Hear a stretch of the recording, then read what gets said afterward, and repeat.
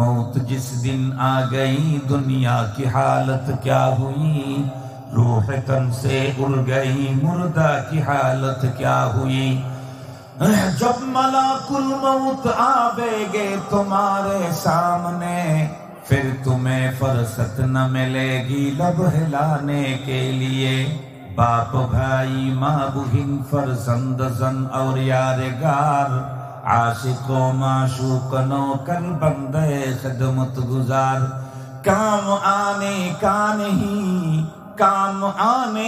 नहीं हर एक जुदा हो जाएगा, बल्कि एक उज़्ब दुश्मन जन का हो जाएगा।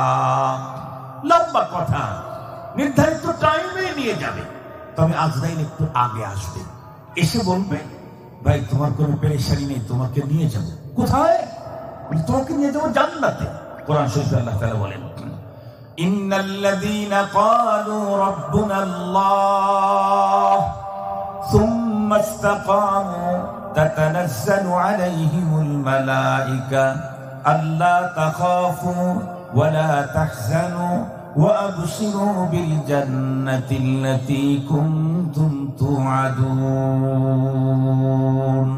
কোরআন শরীফের মধ্যে আসছে যে মানুষগুলি এই দুনিয়াতে থেকে ঈমানের কাগজটা কমপ্লিট করছে, ঈমান কমপ্লিট করেছে, মোকাম্মল, ঝামেলা মুক্ত, ফ্রেশ, নিট এন্ড ক্লিন, স্বচ্ছ ঈমান যে ধারণ করেছে, কোন তুফান, কোন ঘূর্ণিঝড়, কোন সাইক্লোন, কোন মামলা, কোন হামলা, কোন রিমান্ড, কোন জেল, কোন জুলুম, কোন অবস্থাতেই ঈমানের থেকে সরে যায় নাই।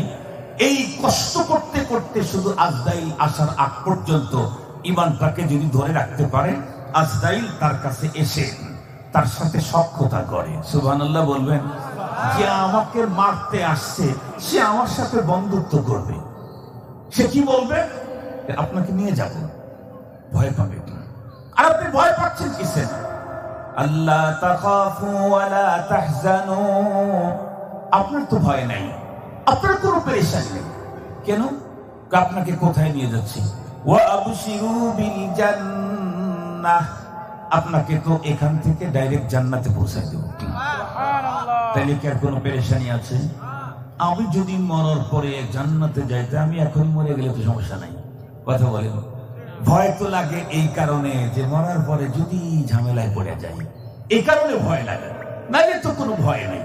মুহতারাম হাজিরিন, খুব ভালো করে কথাগুলি বুঝবেন। তো ফেরেশতা এসে তার সাথে সখ্যতা করবে মৃত্যুর সময়, যার কাছে ঈমানের পুঁজি আছে। এরপরে কবরের ভিতরে রাখতেই কয়েকজন কবরের ভিতরে টকটক করে ঢুকে পড়বে।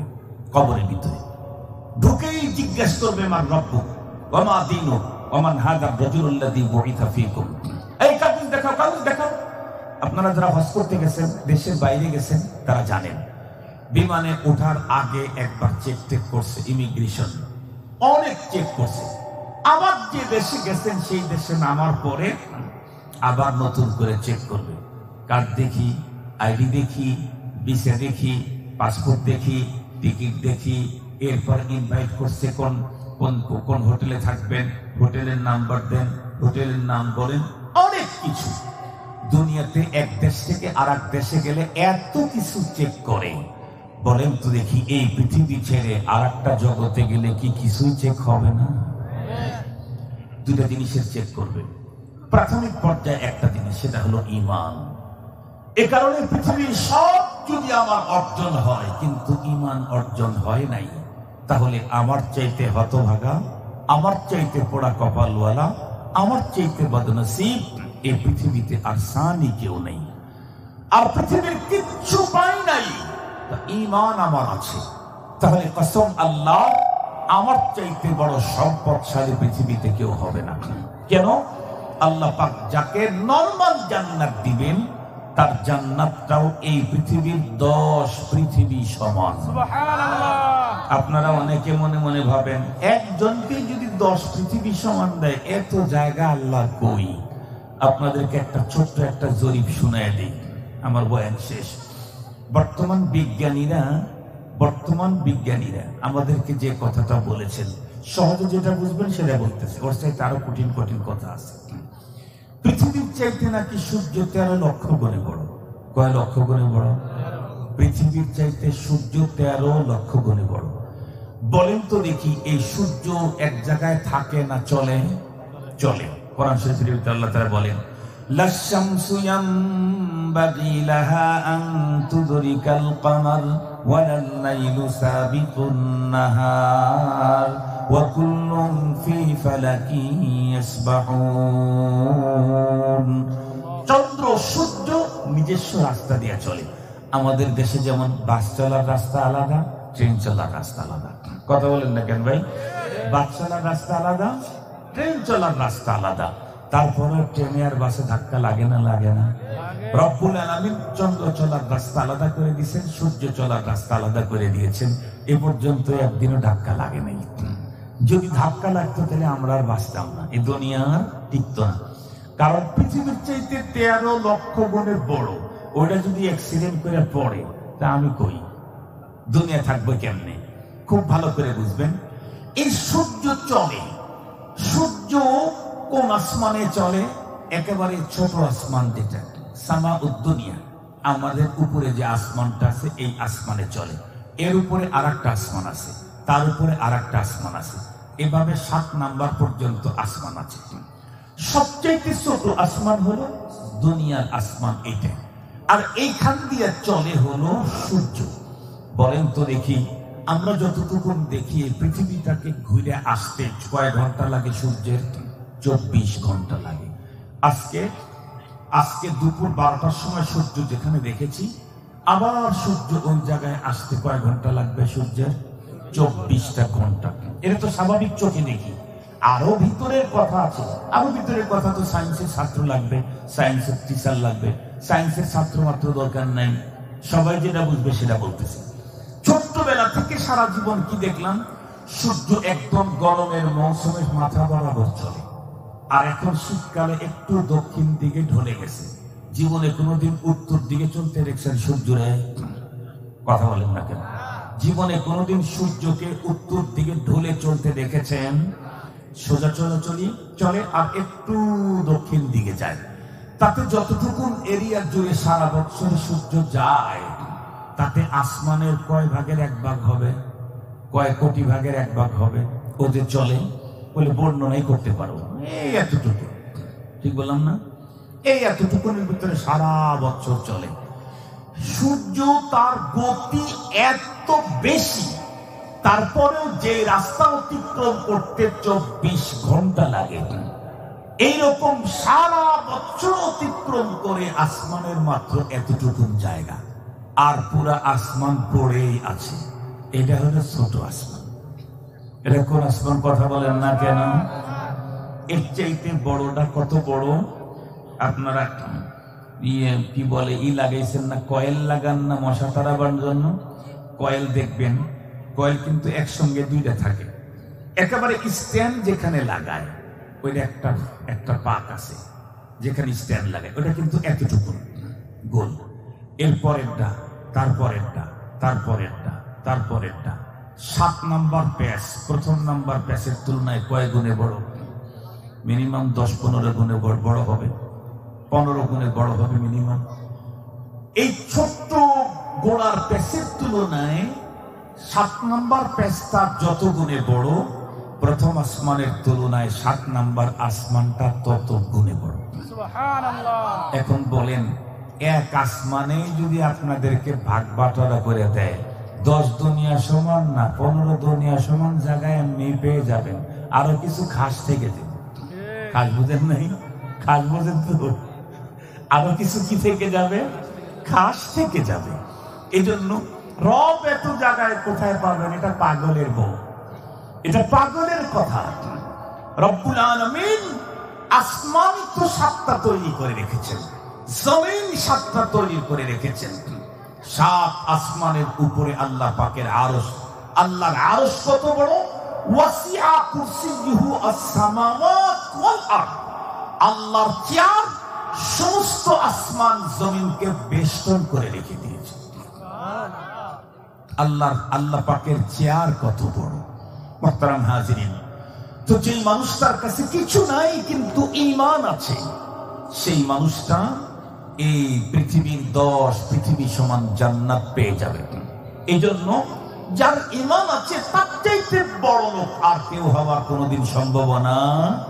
বর্তমান পৃথিবীর বড় লোক হলো বিল গেটস। বিল গেটস কি এই পৃথিবীর অর্ধেকের মালিক? 50 ভাগের 1 ভাগের মালিক? কথা বলেন না কেন? বিল গেটস হলো বর্তমান পৃথিবীর বড় লোক।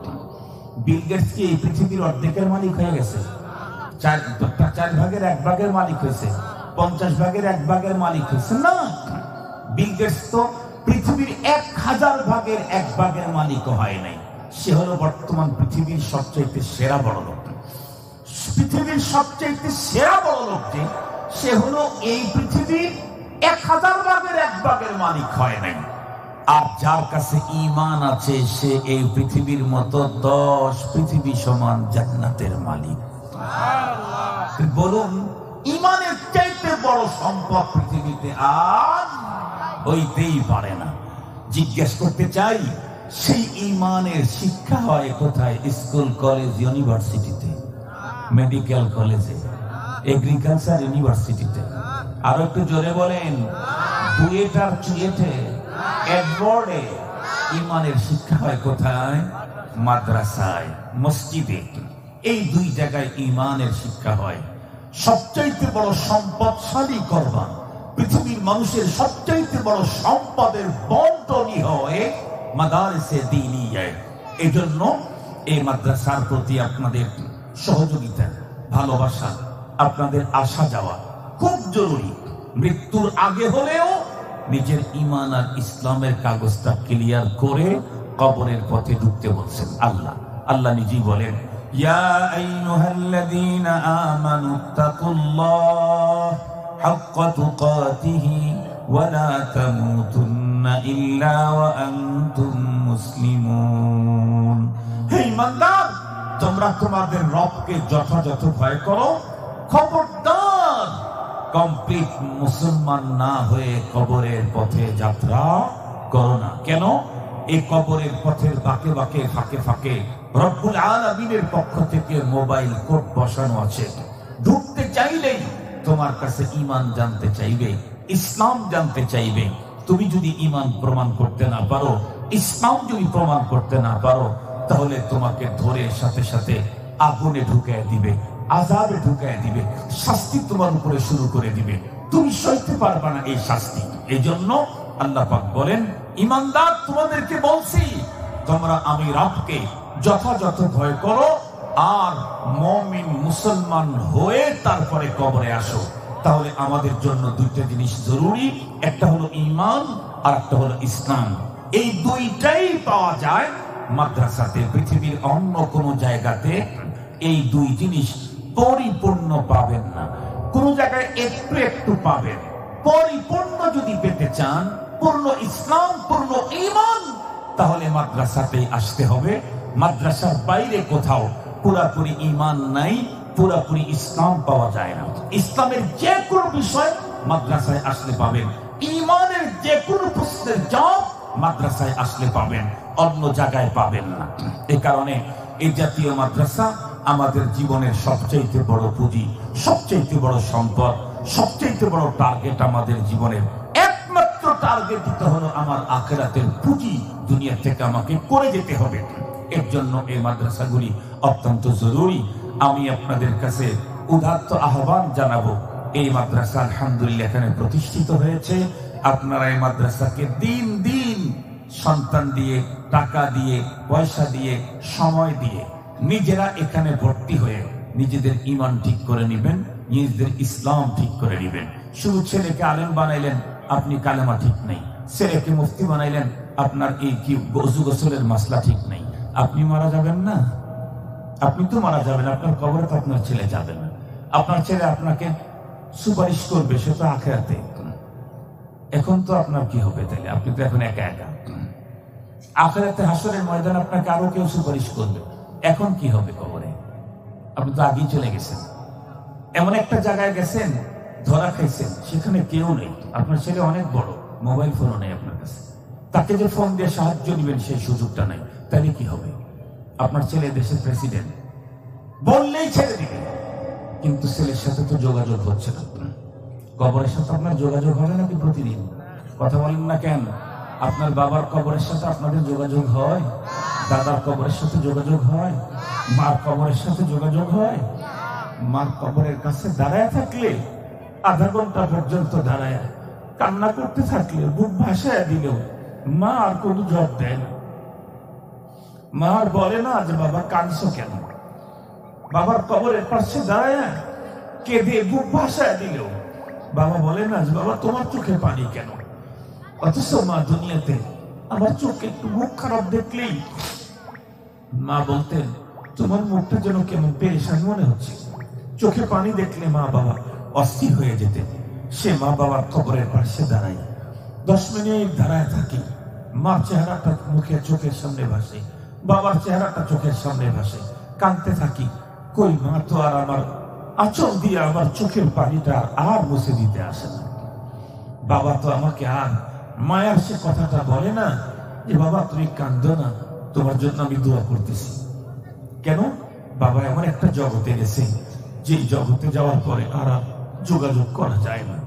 যোগাযোগ বিচ্ছিন্ন এরিয়া, যোগাযোগ বিচ্ছিন্ন এরিয়া। বাবা হাজার কষ্টে থাকলেও আমাকে জানাইতে পারতেছে না।